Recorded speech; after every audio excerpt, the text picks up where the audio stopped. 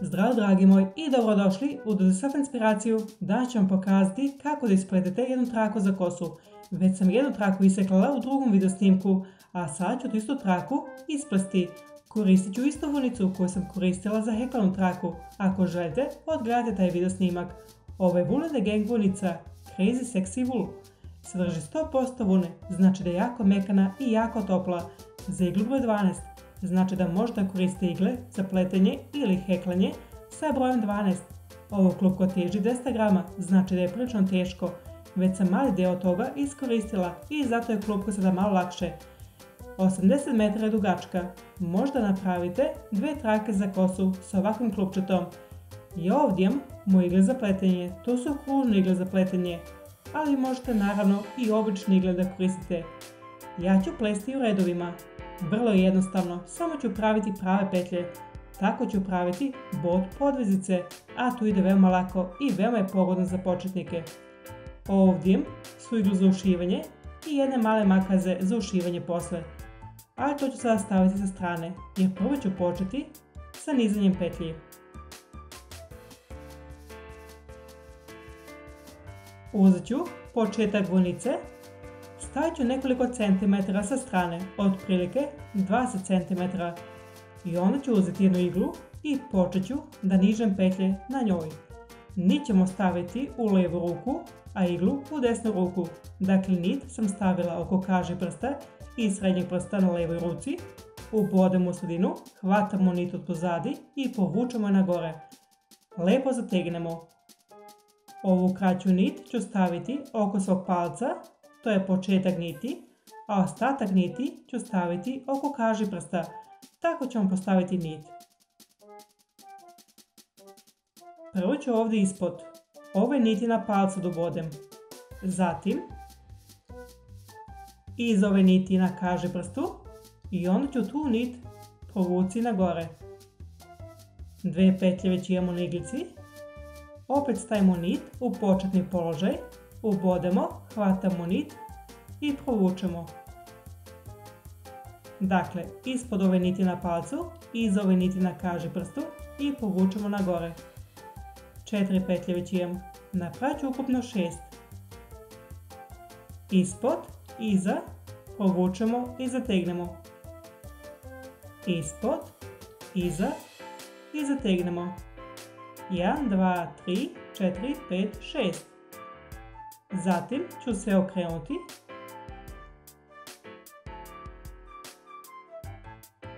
nit ću staviti na moju lijevu ruku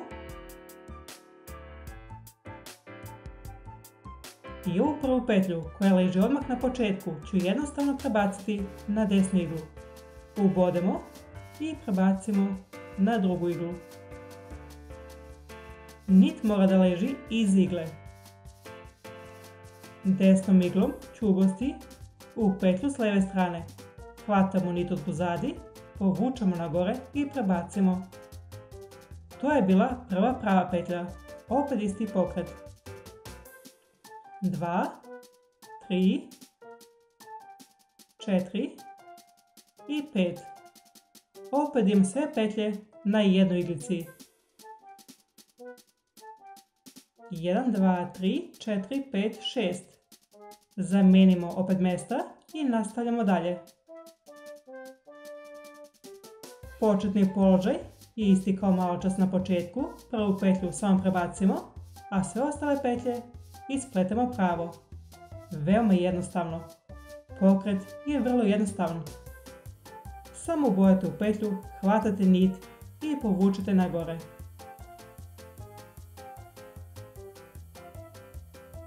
Opet sam sve petlje prebacila. Zamijenit ću ruke i nastavimo dalje. Prvu petlju samo prebacimo i opet ispletemo 5 prave petlje. To ću raditi sve dok ne budem dostigla željenu dužinu za moj šal. To će biti oko 50 cm u mom slučaju. Trake za kosu uvijek pravim malo uže od obima glave. Dakle, ako je vaš obim glave oko 54 cm, dovoljno je da ispletete oko 51,5 cm da bi traka za kosu ležala usko oko glave. jer pleteni ili heklani radovi su uvijek pomalo elastični, to jest rastegljivi. Zato uvijek smanjite barem 1 cm ili 2 cm, 2,5 cm, da vam traka ne bi skliznula s glave. Ali ne smijete previše da smanjite, jer onda vam traka za kosu neće odgovarati. Biće vam premala ili pretesna. Ni to ne želimo, naravno.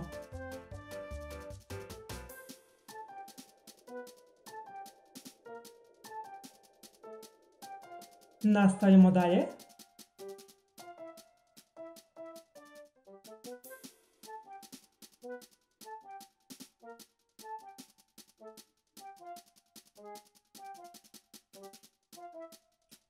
I tako ide bot podvezice.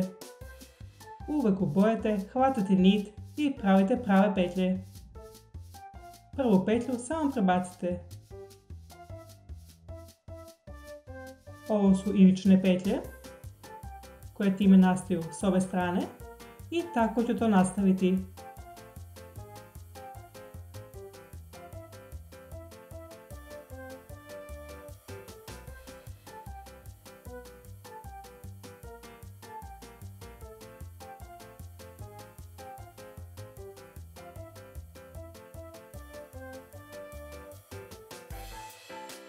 Tako, dragi moji, ja sam međuvremenu izmjerila moj pleteni rad. Ovdje oko 50 cm dužini, kao što možete ovdje vidite. Sada možete lijepo da vidite ovu mustru. Vidi se ova talasasta šara u sredini, a kada to još jače rastegnem, onda se vidi ova šara u obliku slova V između. Ali kada ponovo pustimo, onda se vidi samo talasasta šara. Ovako izgleda kompletna šara u sivoj, crnoj i beloj boji. A sad ću raditi završni red. Nit ću kao i obično staviti na svoju lijevu ruku.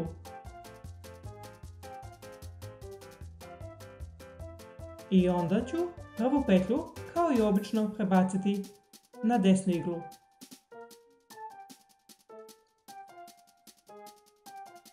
Ovako.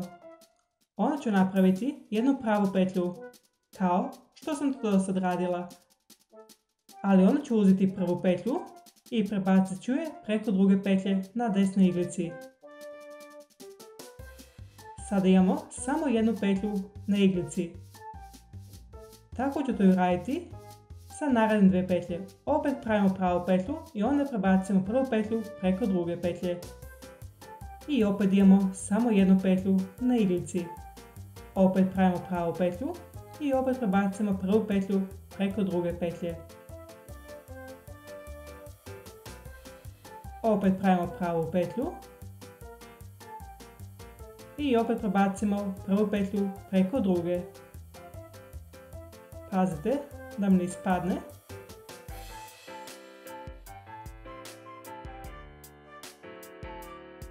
I ovu petlju ćemo prebaciti.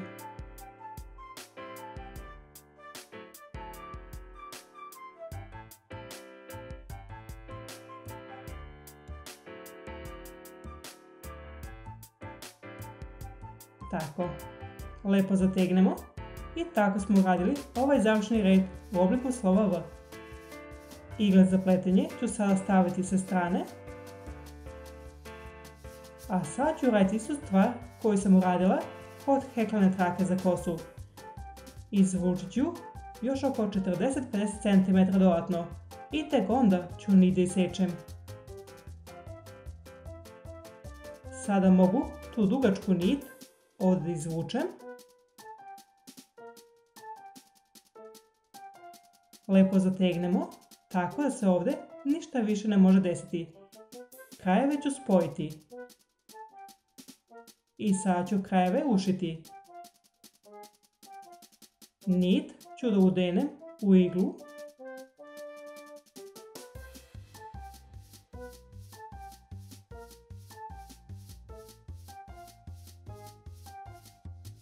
Koristit ću ovu veliku iglu za ušivanje. To je u stvari igla za tapiseriju. Ubodem u prvu petlju i u drugu petlju sa druge strane.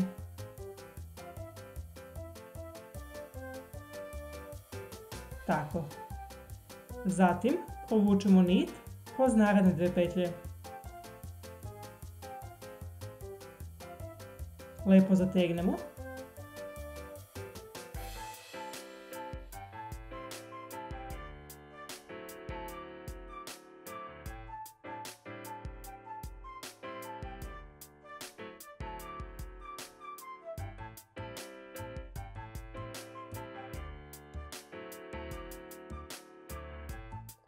Zategnemo i još jednom provučemo.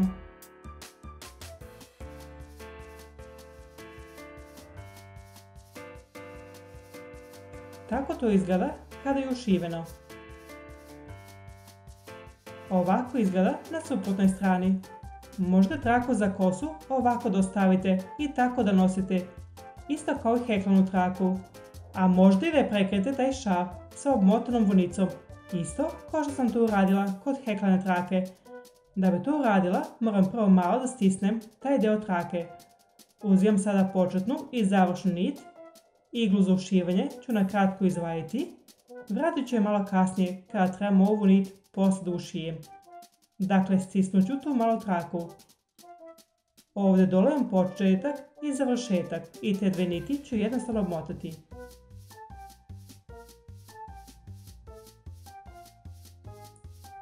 Početnu nit sam već cijelu obmotala. Sada još moram završnu nit do kraja da obmotam. Tako ću i prekriti početnu nit.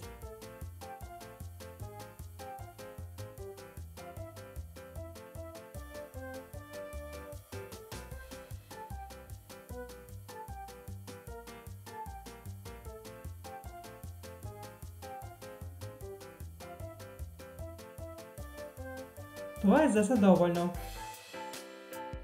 Kao što možda vidite, ovdje imamo deo sa umotanom vunicom. Malo bolje ću to namestiti. Pomerajte malo levo, desno da bi to lijepo namestili. Završni nit već mogu da skratim. Ostavit ću oko 10-15 cm za ušivanje. Jer sada još moram da ušijem nit. Nit ću opet udenuti u iglu. I prvo ću iglu ovdje ispod da provučem.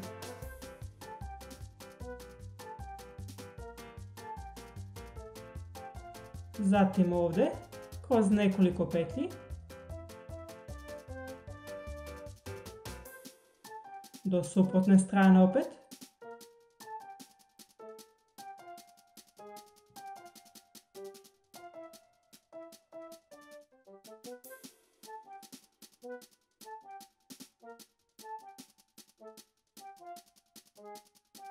Ovdje ću opet da provučem. Opet natrag. I onda ću nit isečem. I moja pletena traka za kosu je već gotova. Ovdje vidite obe strane. Možete da je nosite s obe strane bez problema. Prelazni deo smo lijepo prekrili. Stavili smo tu ovaj ukras pomoću obmotane vunice. To pomalo liči na mašnicu. Traka za kosu je jako mekana i topla. Pokazat ću još jednom traku koju sam u prošlom video snimku iseklala, da ih sam mogli da ih uporedimo.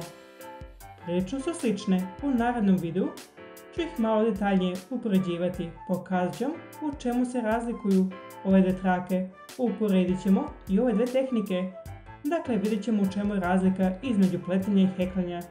Nadam se da vam se dopada ova pletena traka i da vam se dopalo ovo uputstvo. Hvala vam što ste gledali Do The Self Inspiraciju. Molim vas podijelite ovaj video s vašim prijateljima. Vidimo se sljedeći put. Ćao!